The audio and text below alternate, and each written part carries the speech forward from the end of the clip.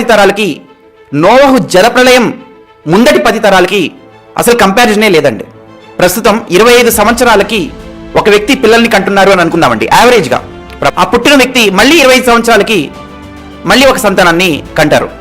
ఆ రకంగా ఒక తరానికి మధ్య తేడా 25 సంవత్సరాలు అని అనుకుంటే 10 సంవత్సరాలకి 10 × 25 250 సంవత్సరాలు అవుతుందండి మహా అయితే, అంతే.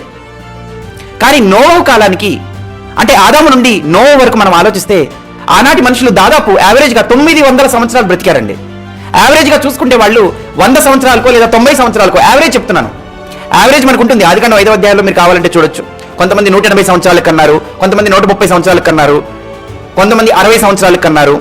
అలా మనకి యావరేజ్ తీయొచ్చండి. యావరేజ్ అటు ఇటుగా 90 సంవత్సరాలు అని అనుకుంటే లేదా 100 సంవత్సరాలు అని అనుకుంటే 10 తరాలంటే 10 × 100 1000 సంవత్సరాలు అయిపోతుందండి అక్కడ. లేదు మీరు ఎగ్జాక్ట్ గా క్యాలిక్యులేట్ చేయాలంటే ఆదాము నుండి నోవహు వరకు మీరు క్యాలిక్యులేట్ చేయొచ్చు. ఆదికాండం 5వ అధ్యాయంలో 1656 సంవత్సరాలు సుమారు వస్తుంది మనకి.